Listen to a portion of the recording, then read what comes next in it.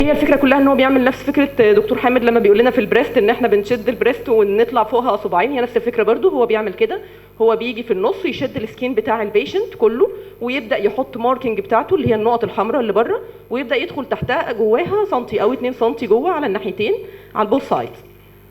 بعد كده ده الميديال، ده الجزء الميدل بارت، ده الويست، ده هيجي التقاء قدام بورا. ورا ده هي ليها رسمتين، يا اما ان انا الرسمه بتاعتي فوق تبقى ستريت وتحت هي اللي كيرفد، يا اما اللي تحت هي اللي كيرفد والفوق هي اللي ستريت. ده اكوردنج انا المين لاكستي بتاعتي واللي انا عايزه اصلحه فين. انا هنا المين لاكستي بتاعتي باتوكس، وده المين كومبلينت بتاعت العيان اكتر من ظهره، عشان كده انا هاخد فوق ده ستريت واللي تحت ده هو ده اللي هيبقى الكيرفد، عشان انا عايزه اشد من تحت اكتر من على الجناب. اللاينز طبعا دي مش مظبوطه قوي عشان الصوره يعني كانت مايله، فاحنا في العمليه الحمد لله الدنيا كانت متصلحه. الفكره كلها انا هشيل قد ايه وازاي. اول حاجه اللاين بتاعي ده، اول نقطه دي بتبقى 5 سم تقريبا فوق الانال كليفت، تمام، دي بتبقى ده المين بوينت بتاعتي.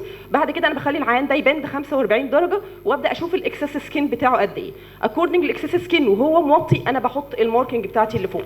بعد كده بقيت السكين بيتشد خالص عشان انا اجيب التايتنس بتاعت العيان وابدا احط ماركينج ماركينج ماركينج ماركينج. مهم جدا ان احنا واحنا بنعمل الخطوه دي ان احنا نعمل بوينت فوق وبوينت تحت، ودي احنا علمناها بالميثيلين بلو انترا اوبرتيف عشان يقلل برضو وقت القفل. انا هلاقي الدنيا دي كلها سرحت على بعضها ومش عارف مين هتركب على ايه، فبالتالي احنا بنحط بوينتس فوق وبوينتس تحت، دي اماكن التقاء عشان نوفر الوقت انترا اوبرتيف. ده البريكيوبلاستي. البريكيوبلاستي طبعا ليها 8 او 9 تكنيكس. ده انا كنت شايف ان هو احسن تكنيك في العيان ده اللي هو الدبل اليبس، ان احنا بناخد اول لاين ده اللي هو في البايسيبتال جروف او البريكيال سالكس وبننزل تحته 2 سم، ده اسمه دبل اليبس وطلع جديد تريبل اليبس بغض النظر. وهنعمل زيت بلاستي هنا في الاكزيلا عشان ما نعديش الاكزيلا بفيرتيكال سكور فيعمل بعد كده كونتراكتشر سكور، فهنعمل زي زيت بلاستي اللي هو الجزء ده، وده هيجي قبله التب اللي من تحت دي عشان دول يعني البوينت دي هتيجي على البوينت دي قبلوا بعض هنا، وتبقى ده ترانسفيرس لاين في الميد لاين في الاكزيلا. والجزء اللي هو الفيرتيكال ده تكمله البريكيوبلاستي، وده هيكمل هيحسن معاه كمان البوستير بارت بتاع الشست من غير ما يعمل اوبفيوس سكار. ده انتر اوبرتيف. احنا بنعمل العين الاول، لقينا العين الاول ابيديورال سباينال انستيزيا، ابيديورال انستيزيا، وقلبناه برون نشتغل من ورا الاول، وبنبدا التو تيم زي ما قلنا كده ان في سيرجن شغال يمين ومعاه اسيستنت، والسيرجن الثاني شغال قصاده الناحيه الثانيه باثنين دايثيرمي في نفس الوقت. كل الفكره عشان السيفتي بتاعه العيان ده ان هو زيرو لايبوسكشن، زيرو اندرمايننج، نو اندرمايننج اتول، عشان احافظ على السكين بتاعي ده بروبر، ما يبقاش عندي اي خوف، لان انا في الاخر الدنيا هتبهوى قوي. فعشان انا ما ابقاش خايفه ان يحصل اي سكيميا او اي نيكروز في السكين، فهو زيرو اندرمايننج، زيرو لايبوسكشن. دي كانت الريكومنديشنز بتاعت البروفيسور كارلوس. دي السبيسمن اللي اتشالت، احنا قلبنا العين بعد كده برون وشلنا من فوق وشلنا من تحت، دي سبيسمن اتشالت وده الفيديو بتاعها. تمام، هو مش لو مش هيشتغل مفيش مشكله.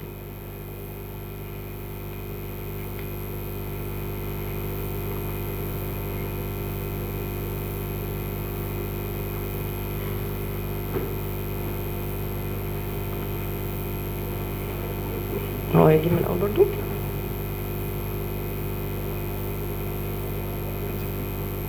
بس خلاص، لا ايوه هي دي.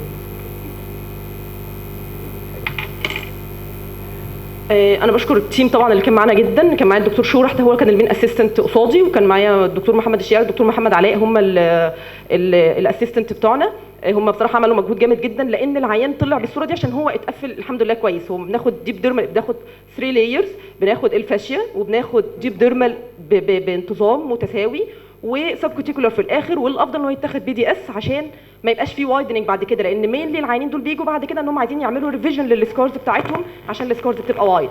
لكن احنا هنشوف دلوقتي مع البي دي اس وان هي متاخده ديب ديرمال الغرز كويسه، فالعيان الحمد لله الدنيا بتاعته كويسه، السكار بتاعه كله في الاندروير لاين، الميد لاين الحمد لله كويس. ده الايرلي، ده البوست، ده بوست 4 شهور دلوقتي. ده السكور بتاعه بتاع البريكيوبلاستي، يعني الدنيا الحمد لله الى حد ما كويسه. وانا في الاخر عايزه اشكر زمايلي طبعا اللي في القسم واصحابي قبل كل شيء، وثانك يو جدا.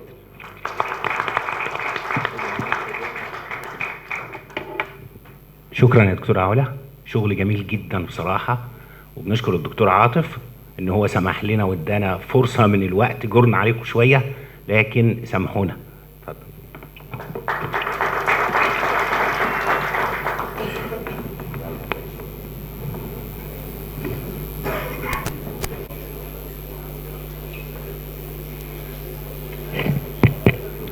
We'll start the second session, Meet the Expert 2 in vascular surgery.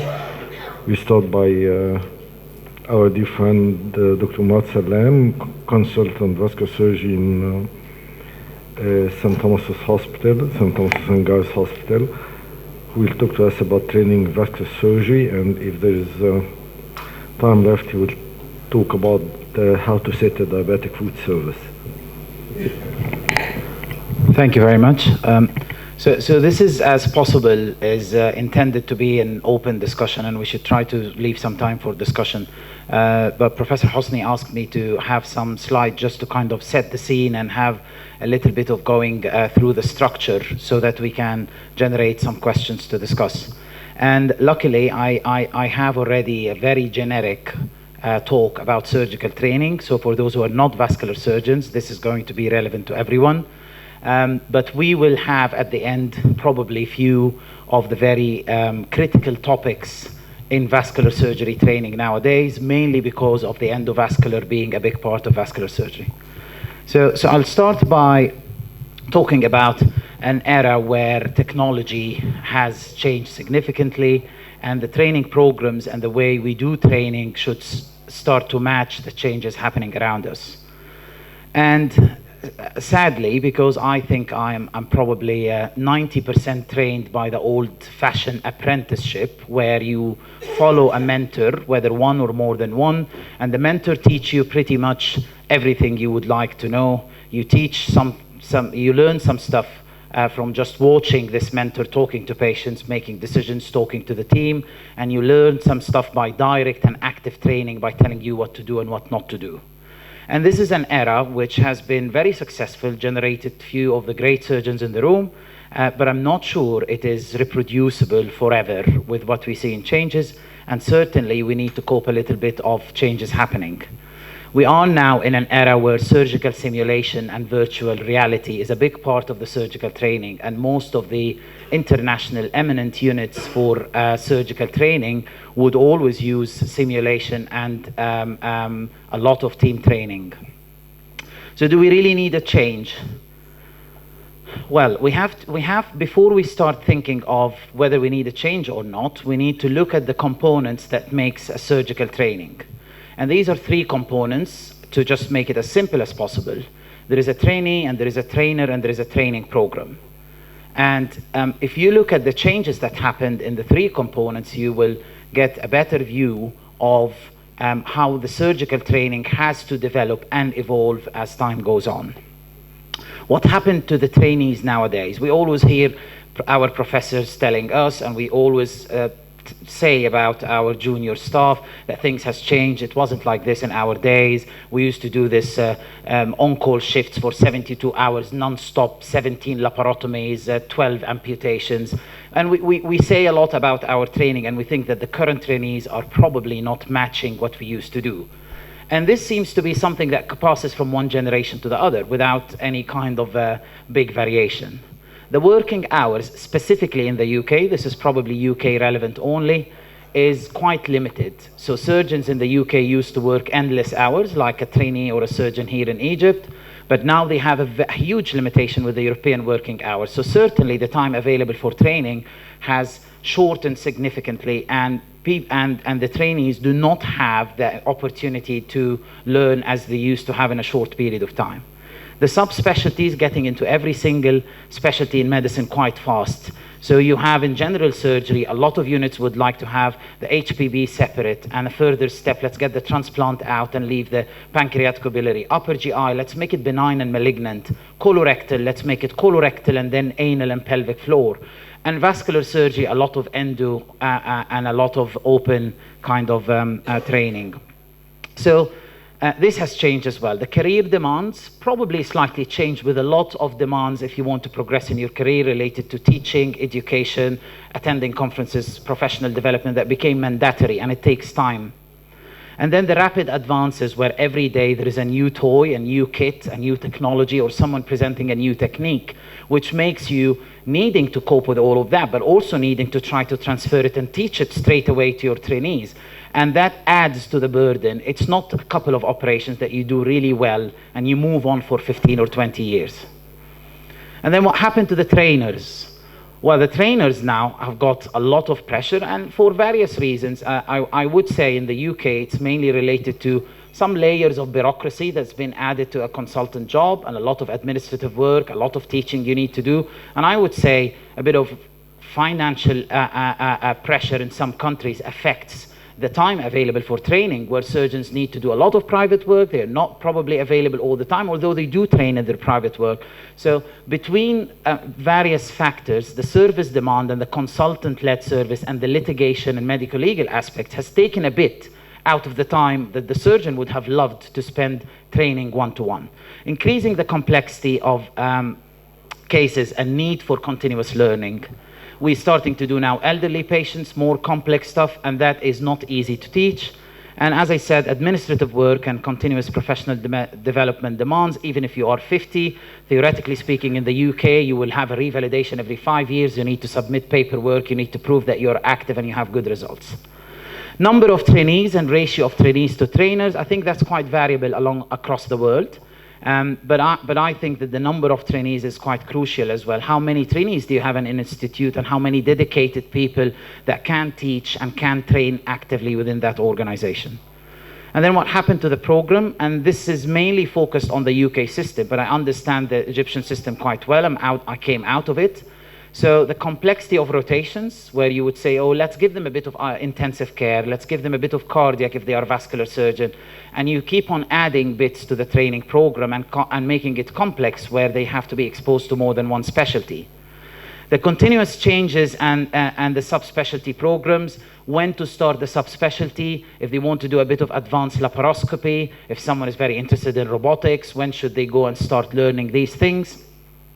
The health economics and the pressure on utilizing theaters and making the maximum productivity, even from university hospitals and teaching hospitals, whether in the UK, and we have a new law that is currently in discussion in Egypt, where the hospital need to be as efficient as possible, where you need to do 6 hernias in an all-day session back to back, and then you need to train. Which one is going to tip the balance? Are you going to slow down and keep on teaching and training people, or you're going to be pushed by people telling you, sorry, you have to do 6 hernias because the waiting list is growing? And a lot of the specialty overlap, where some cardiologists do peripheral vascular, some interventional radiologists do occasionally vascular intervention. So in vascular surgery, we have a lot of specialties doing pretty much the same thing. 1, because they have the skill, and 2, because they have access to the patients. And I'm sure this applies to some of the urology at least, and some of the general surgery. So as a result, we have probably, at least in the UK again, less training hours. We definitely have less continuity of training, so people move around and they don't stick with the same person. Much better in Egypt than in the UK, by the way, because we, at least in the university hospital, you kind of stay in the same department. You have less overall experience during the same period of time, but you do learn other things. You do learn a bit more research and teaching. You have a longer training period. Certainly in the UK, it's now around 10 or 12 years to become a consultant, as opposed to 5 or 6 years in the past. So it's basically doubled. And then there is a chances of subspecialty and more exposure. That's a plus. We have a lot of subspecialties. You can subspecialize quite early and be a pioneer quite early. And then maybe with the less working hours, the Europeans are claiming that that can make a better work-life balance, because they do have a bit protected weekends and they don't spend their whole life in hospital. So how can we make the current training program in any place a bit better? I kind of try to put them in clusters. So the things that a trainee learned, and what I learned personally, were things related to decision-making and making the right decision in the right time. And there are technical skills which we are all quite obsessed as surgeons with. We like to teach technical stuff, how to do it exactly. And there are communication. The 2 bottom ones are, they can be put in one, but I want to separate them, because communication and leadership skills now all over the world are recognized as skills that you can teach, and you can give courses, and you can make it effective.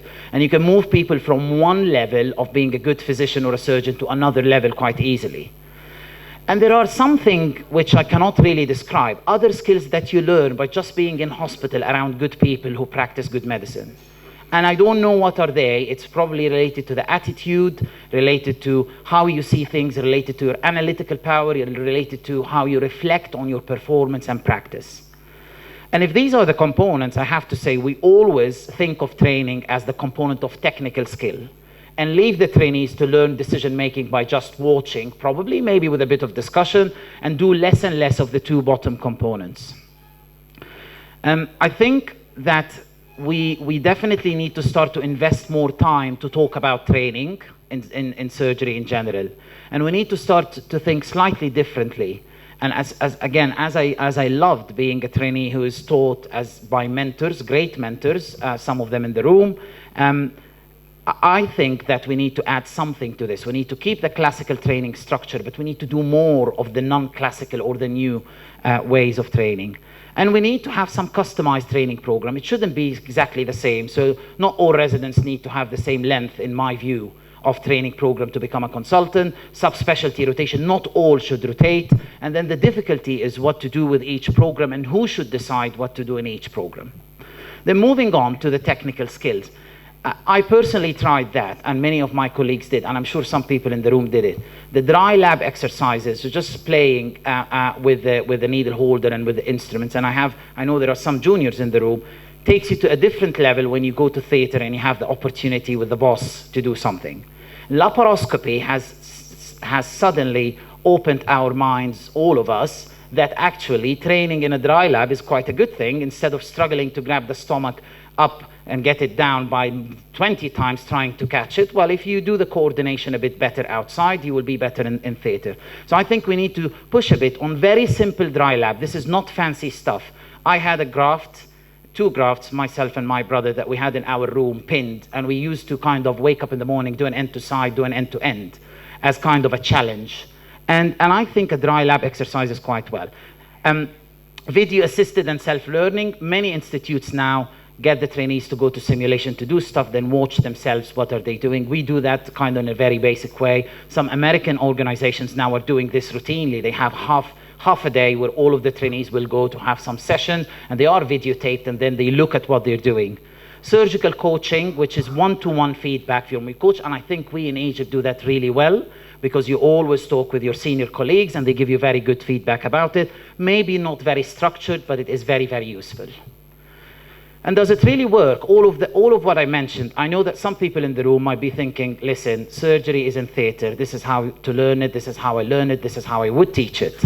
But actually, do not be resistant to the evidence. There is very good evidence, almost from 50 years ago in other industries. So in aviation, flying an aeroplane, no one gets started just by getting an aeroplane and taking off. People need to do a lot of simulation, need to be tested in a stressful situation. Why do we not do that? Why do we not put someone under pressure and see how are they behaving? Do they still maintain their technical skill or they panic? So there are very good evidence. The army is using the martial art, the aviation, and then the sports as well. The sportsmen are way ahead than surgeons, and I'm going to touch on that on the second.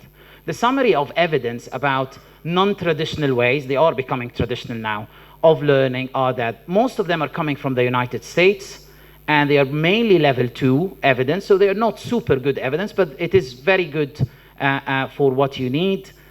They use a lot of the literature generated about simulation training is about very complex simulations, but I think it applies as well to the very basic simulation, but people are not interested to make studies for that. Laparoscopy, endoscopy, microsurgery are way ahead when it comes to evidence in simulation training. And I think the fact here that everything is in a camera is making things much easier. And learning a 3-dimensional and adjusting what you've learned in open surgery is making it different. And then there are no good studies comparing simulation alone, taking someone in the lab, not exposing them to theater for 3 months, let's say, and a resident that comes with you every day but just watch you. There are no head-to-head comparison as yet. Outcome assessment is not fully established. So there is no easy way to measure whether this person became competent from just training on a simulation or not.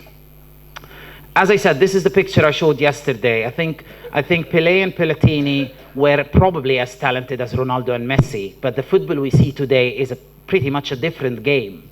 the speed, the accuracy, and that is for a reason. I don't think the reason is the talent. The reason is Pelé and Platini used to do a couple of laps and do a scrimmage and play a game and have some advice, maybe do some physical fitness. But the other guys train in a completely different way now. And this is one of the structures of how to set a dry lab and how to set regular skills. It has to be protected time. It has to be supervised and unsupervised. So you leave the trainee to do some stuff on their own to feel comfortable, and then you watch them. And then a little bit of videotaped, and you can see it and feed back to them. And sometimes you can give them exercises and tell them how to score themselves. And it is used now on basic surgical skills in the Royal College. And then there is the video-assisted training, which a lot of laparoscopic surgeons would do, but they only videotape what they are doing inside. They don't videotape the ergonomics and what they are doing in terms of handling instruments and position of patient, and that could be of value as well. There is some mental exercises now and a lot of applications on how to think fast and how to make critical decision-making while you are distracted, and I think that is a good pattern as well. This is how these athletes are training today. They train on their own pretty much 50% or 40% of the time. They have customized programs. They do a specific move broken into smaller bits, and each bit is perfected on its own, then they are put together. They don't train only within the team, and they don't train only for a complex move. They train for small bits, and then they put it back together. They used to say David Beckham, the famous football player, used to do 500 free shots at the end of every training, where he would learn only walking towards the ball. Walking towards the ball and stopping was part of his training. He will do that until he perfects it. How many steps, how fast they should be, because he doesn't want to think about this in the final of the UEFA. And then moving to the surgical coaching, again, I think in Egypt we're very good at that. A lot of one-to-one peri-operative and briefing and talking about the case before and after, and before is very important, related to the planning. The customized programs focused on the trainee needs, and the technical MDM and talks where a big group would discuss a certain case with the complexity and what was done and what was done, what could be done better. Then a little bit of research and training, and I think we have an opportunity in Egypt to do that. We have an opportunity to start seeing a pattern of training of our trainees. We have big number of cases compared to the junior residents in most of universities, and I think that if you study their performance and if you study their progress, we could produce something very good on that. Finally, some thoughts to share. I think the training is making complex look and feel easy, but more importantly, the trick is to make it reproducible. There's no point of saying, it is very difficult, I do it, and I just do it.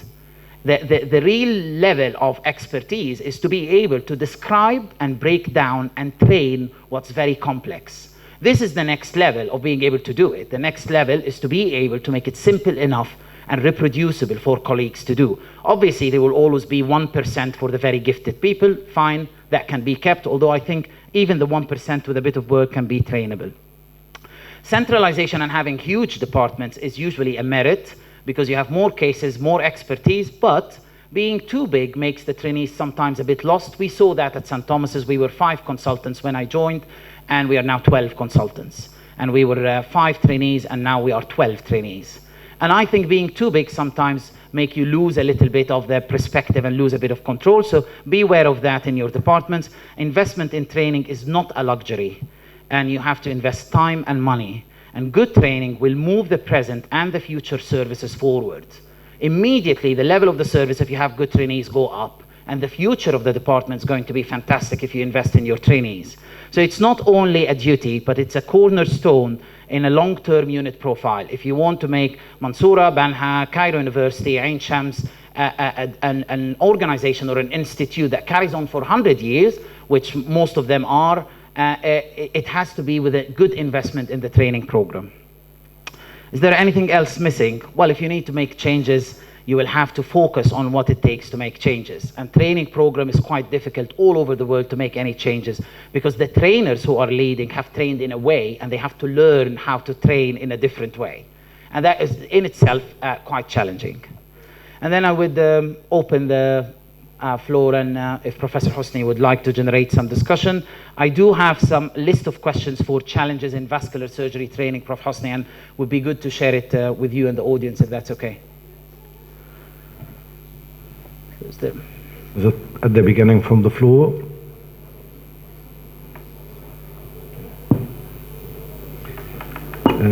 I think dry lap and simulator are okay. I think we open surgery training in vascular surgery. Lang, I think we'll start by this open surgery training in vascular surgery. I think all of us, even when you are still a resident, we started to learn on patients how to do amputation. The first time you go with a mentor and do an amputation for the patient. Amputation is not a big deal, but when you're doing an open surgery for a bypass or an aortic aneurysm, I think it's not preferable to start it directly on a patient. And in Egypt, we started to do it. Sorry. Okay. In Cairo University, we started to have a dry lab for Mackay, and we started to learn our junior doctors on the animal lab how to expose an artery, how to do an anastomosis with mentors, and before they start to operate upon patients. What about UK? Are you doing the same? So Tommaso, if you want to comment on your views about the future of training open surgery in vascular, knowing that 70-80% is endovascular now, and you've seen trainees, and we've been talking about it, that trainees now are less competent in open surgery. What's the future of that? Should they go and train with cardiac? Should they train with general surgery for a couple of years before they come to get some generic skills? Should they do more of the dry lab work, as Professor Hosni was saying? Dry and the animal lab. And animal lab. You have the laboratory lab outside? Well, I'm not sure I've got the answer to this question, I have to say. And listening to your talk, what came to my mind is that having had the chance to train in 3 different systems in Italy, in France, and in England, and having had the chance to travel a lot and go to international conference, and now the privilege to be here in Egypt, what always strikes me when we talk about training is how you can go in many different countries with very different cultural backgrounds and very different training system, and ultimately you end up finding amazing surgeons and colleagues with skills that maybe exceed yours, or that has just reproduced exactly the same results that you reproduced in another part of the world with completely different training path. And so I'm not sure that there is a single recipe that we can adapt to everyone. And thinking back at my training, I think my greatest fortune in life has been to find a mentor in surgery, and having had the chance of doing a lot of surgery in a short period of time. And I remember a very old saying, which I always like to think again and again, where they say, if you want to learn an art and a craft, and surgery is an art and a craft, you need to have a teacher, you need to have a mentor. But this say was saying, you cannot find a teacher, you have to make a teacher, which to me means that you cannot just rely on a training system and just passively sit back and say, okay, fine, I've entered my training in surgery, and in 5 years I will be a surgeon.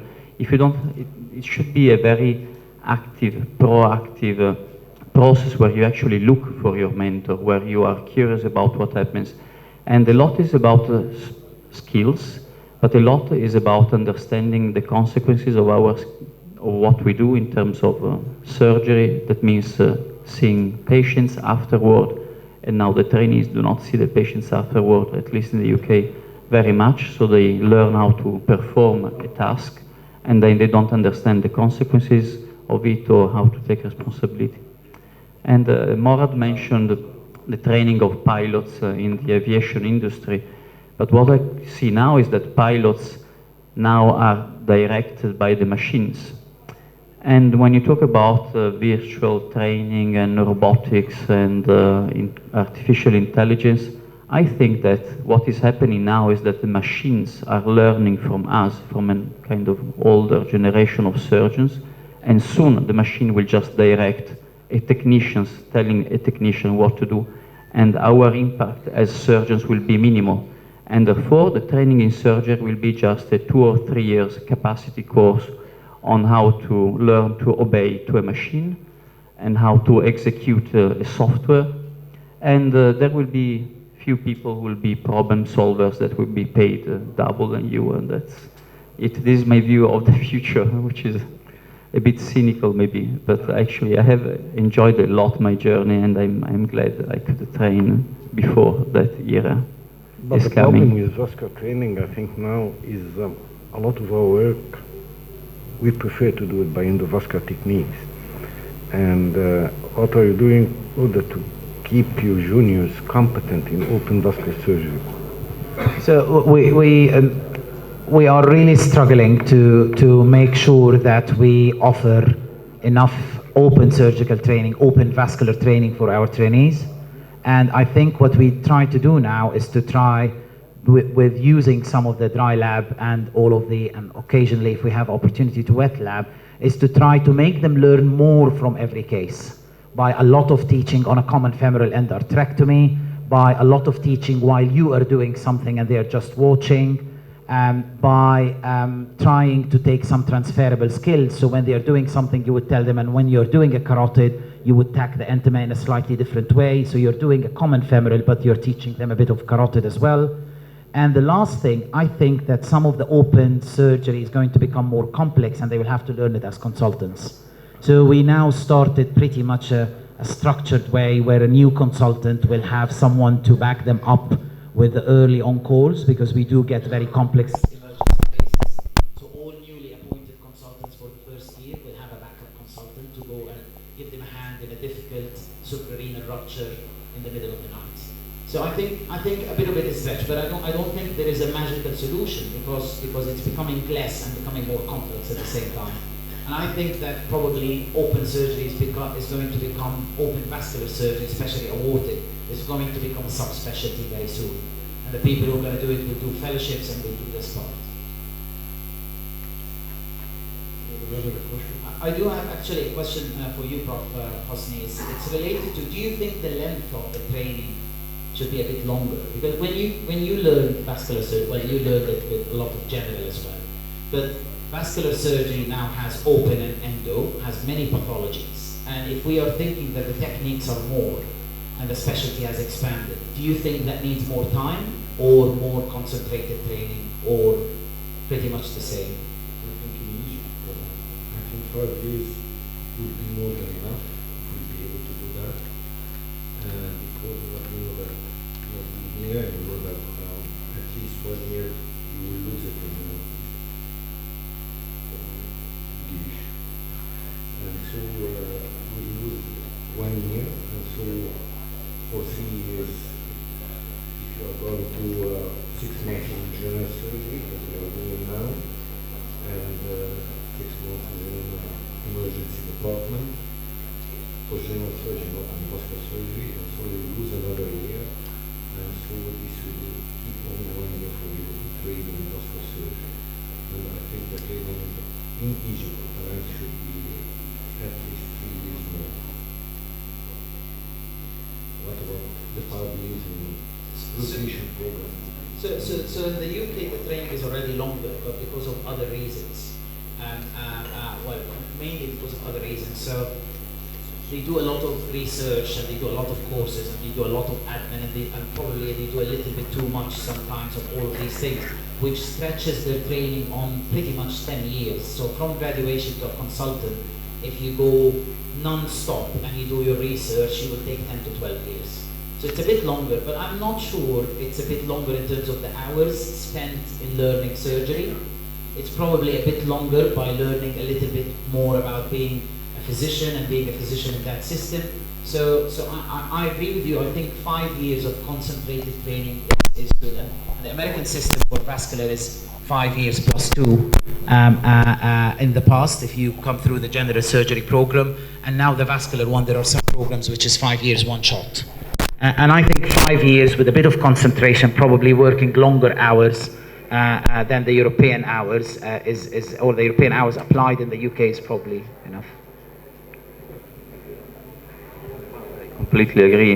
I can see our trainees in the UK in 12 years of training, they have enough time to learn a few skills and also to forget them by the end of their training. And they finish their training that they are very insecure surgeons many times with not anymore a comprehensive portfolio of interventions in their skill set. They've got amazing curriculums, but this is how the system has been designed, and this is what they are pushed to. So I think, well, if you think that you made the example of sport, training in sport, you could probably learn tennis playing tennis 10 hours a day for 3 years. But if you try to play tennis once a week for 12 years, you'll be a very, very poor tennis player. And this is what is happening a lot with surgery, I think. I think we can have more 10 minutes, Murad, if you're going to tell in short how to set a diabetic service in 10 minutes.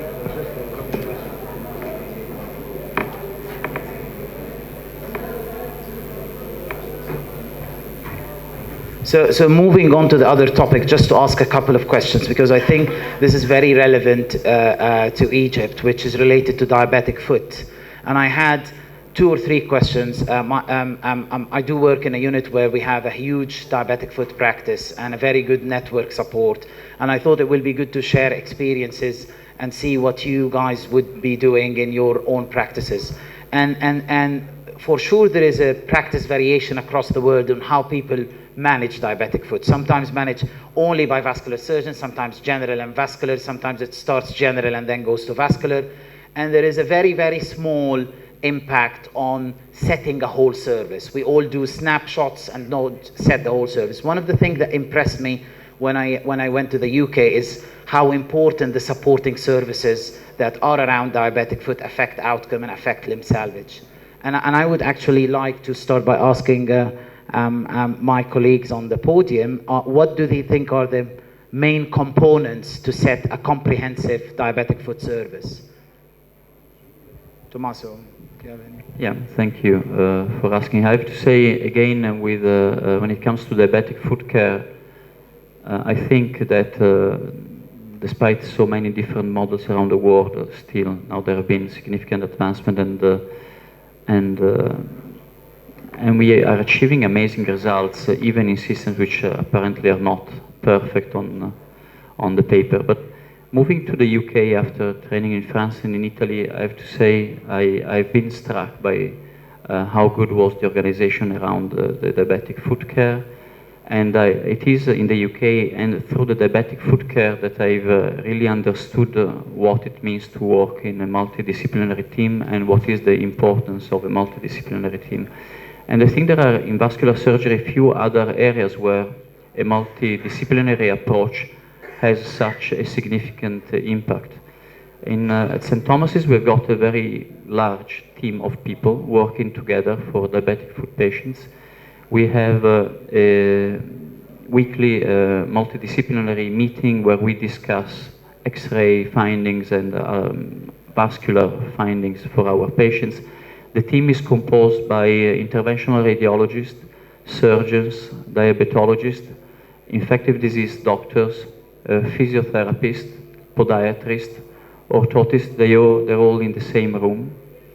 And I think that sitting in the same room, looking at the pictures, discussing the results, sharing the frustrations of cases where we are not progressing together is the key, because this is the only way you can really communicate and learn from each other, from different colleagues. And unlikely sub-specialization in surgery, I think a vascular surgeon can probably learn to do all vascular interventions, but in this case, you are really bringing in the same room completely different skill set that comes from completely different pathway of trainings. Now, a physiotherapist will have knowledge that they will never learn, and even a podiatrist will have knowledge that they will never learn, really.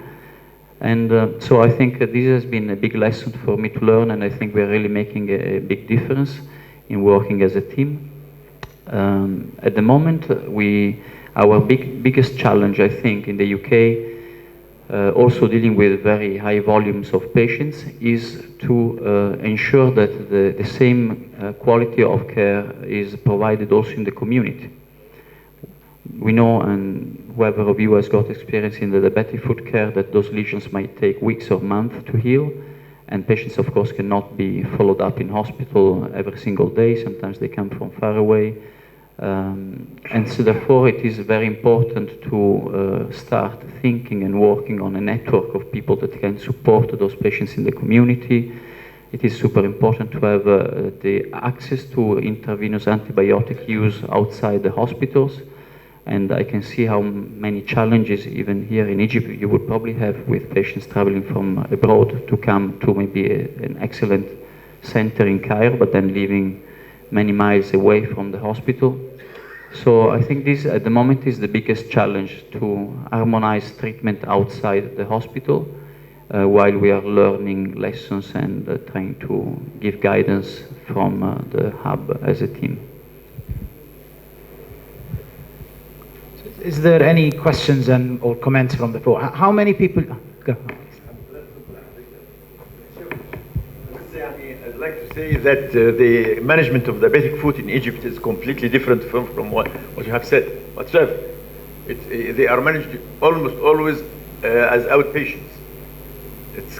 We don't have enough beds to admit all diabetic feet. We have ample amount of diabetic feet in Egypt. And so after consultation of the vascular surgeon, and he says that the vessels are all right, we start to treat him in general surgery. But we treat him conservatively, so that we drain only abscesses, and myself, I don't touch him.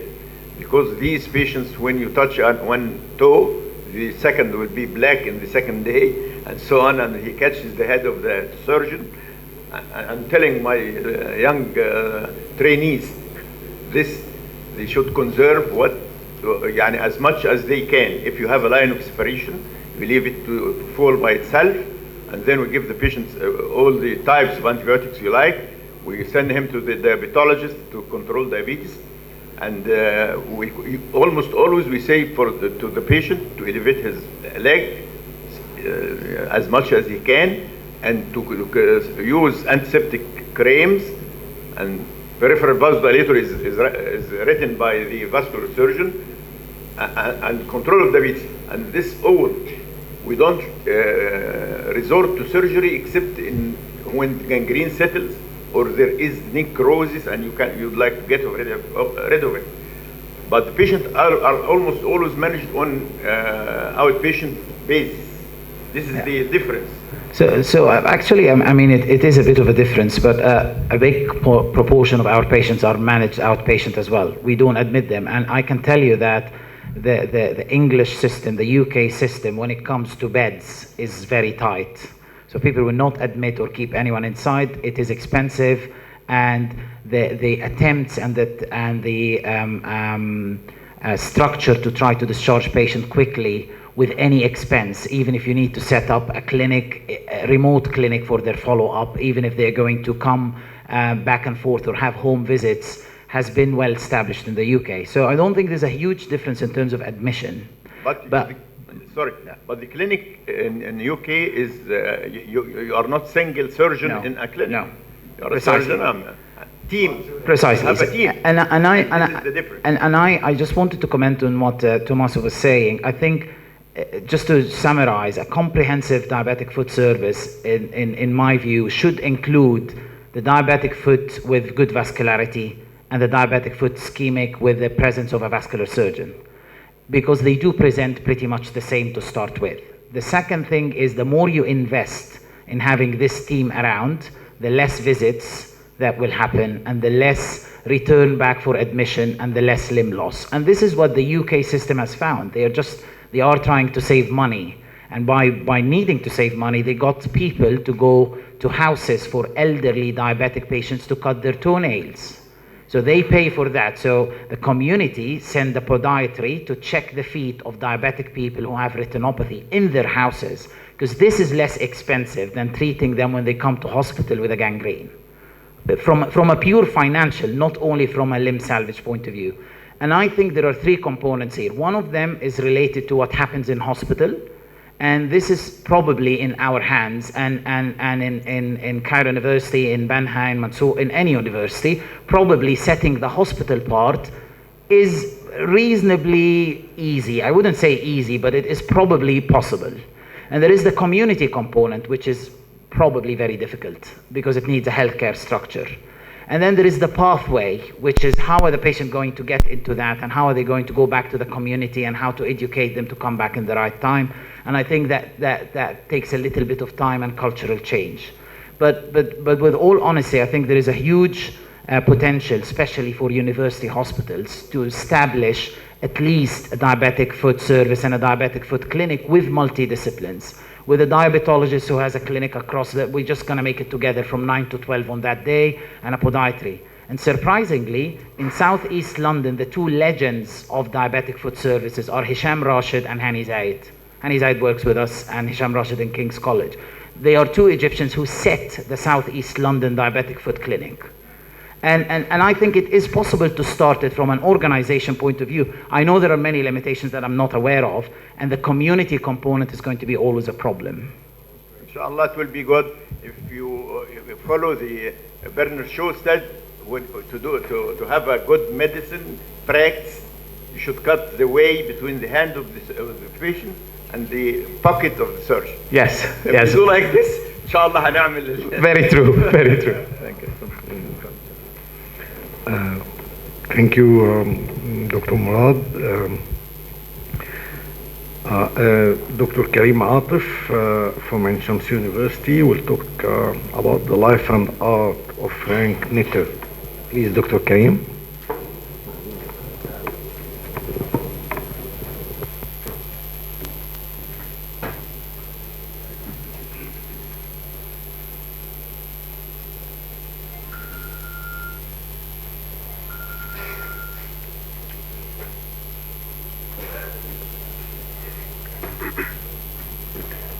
Thank you, Mr. Chairman. Good morning, everybody. Today I'm going to talk about the life and art of Dr. Frank Netter. Frank Henry Netter, born in 1906 in New York City, he was an American surgeon and an artist. Combining both medicine and art, he became the best medical illustrator in the world. He died in 1991. His parents had a stationery store in New York. He and his siblings had to go to the store and work there. Frank would go there and see the magazines and the newspapers and say, oh, what great artists have, they must have a wonderful life. I want to be an artist when I grow up. This is an example of the pictures he saw in the magazines. They were of the World War I. He was always drawing pictures, and when he was 11 years old, he drew this picture of his mother. He started studying art at the National Academy of Design in Manhattan, and at that time he learned a lot and felt that this is it. I am going to be an artist. But his mother did not like that and said, you know, Frank, art is a very nice thing, but it's not a way for a young man to earn a living. You need to be a doctor, a lawyer, or an engineer. So he made a deal with her. He told her if he kept up with his studies, she could let him study art. So he would go to high school by day and go to the National Academy of Design at night. After finishing high school, he went to the City College of New York, and this is a picture he drew of the campus over there at that time. And after his first year, his mother had a hysterectomy. And this was 1924. Anesthesia was terrible. There were no antibiotics. So she got an infection, and unfortunately, 4 days later, she died. He cried and he cried. For days he cried, and then said, okay, that's it. I am going to be a doctor like she had wanted. So in 1927, he started studying medicine at New York University Medical College. He studied at Bellevue Hospital, one of the teaching hospitals over there at that time, and this is the view from the hospital. He drew this wonderful oil painting of the East River in New York. After graduating from medical school, he signed to Mount Sinai Hospital in New York, one of the very fine, very famous hospitals. But this was in 1933, the depth of the Depression. Nobody had any money. And if they had any money, they certainly would not go to a young doctor who just graduated. So he was moonlighting, selling pictures to pharmaceutical companies at about $50 per picture. But he still always felt guilty, and he needed to build up his surgery practice. So one day, an advertising manager from a very big pharmaceutical company at the time, Ciba Pharmaceuticals, now Novartis, the man approached Frank and said, "We want a series of 5 pictures." So Frank said, if I asked for a huge amount of money, the guy would leave. So he said, if I charge $300 per picture, that's a total of $1,500, that would scare him away. And the guy left, but the next day he called Frank and said, okay, I got approval. We are willing to pay you $1,500 for each of the 5 pictures. That's when Frank realized, okay, that's it. I'm giving up medicine and I'm going to work as an artist full-time. And he later resigned from Mount Sinai. In 1953, Ciba wanted Frank to work with them full-time, and they wanted him to make a series of atlases of human anatomy, of human body and health and disease, divided into body systems. For example, the endocrine system, the nervous system, and so on. So Frank estimated that it would take him 10 years to finish the drawings, but it took him 30 years. And this is a picture of one of the Ciba collection. This is the whole Ciba collection. They called it the Green Book collection, which included Netter's pictures in it. Then Ciba got an idea of putting all the Netter's picture in one big book. They wanted to make a first-class anatomy atlas. They said, how many pictures do we have? They had over 4,000 pictures. Over the last 40 years, they did the math, and this was about 1 picture for every 3 days. So they asked Frank to do it, and the first edition of the atlas came out beautifully in 1989. This was the cover of the Atlas of Human Anatomy by Frank Netter. This was his special kind of art. Frank called it his Sistine Chapel. These are a few of the pictures included in the atlas, and you can really tell a good artist by the hands they can paint. It's only the masters who can paint hands, and when it came to hands, Frank was the real master. This is a picture of the pharynx, and this is a scheme of the liver. And there he is, Frank Netter, in his studio, painting. He did all the work by himself, nobody to help him. And it was not only the pictures. He had to study. He had to learn about every picture that he drew. So at that time, Frank Netter, the medical educator, was actually the best medical student to be able to learn that quickly. Dr. Michael DeBakey once said, Dr. Netter's contribution to the study of human anatomy is epochal. He has advanced our understanding of anatomy more than any other medical illustrator since the 16th century. So Dr. Frank would be very happy today to know that his Atlas of Human Anatomy is in its 6th edition, and it's in every medical school all over the world. Ladies and gentlemen, this is the life and art of medicine's Michelangelo, Dr. Frank Netter.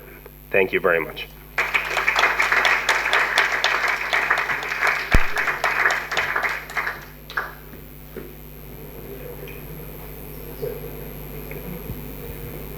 Dr. Kareem, can I have a question, please? So I'm thank you very much. Very good presentation, excellent presentation, and very interesting. I'm just curious, why did you pick him, and how did he inspire you to prepare such a presentation? I can see some similarities. You're a medical student graduate, and probably your parents told you the same. No, okay, so studying anatomy in first year and second year, I had his atlas, and then refreshing my memory during studying surgery last year, I had to open the atlas again and study anatomy. And I remembered actually when I was studying in the first year and second year that this was not just an anatomist. And these paintings are not digital images. This is someone who drew these pictures. And I was always amused by art and these kinds of stuff. So he was a surgeon who loved art. These are the kind of people that actually become very the mentors of different eras. So I Googled some stuff, and I noticed that his daughter, Francine Netter, wrote a book about his life titled Medicine's Michelangelo. So I was interested, and ever since I knew about this conference, I wanted to make a presentation about him, because affected my life or during as a medical student during studying anatomy, and I'm sure a lot of other students benefited from his art. Thank you very much. Very inspiring talk. Thank you. Thank you.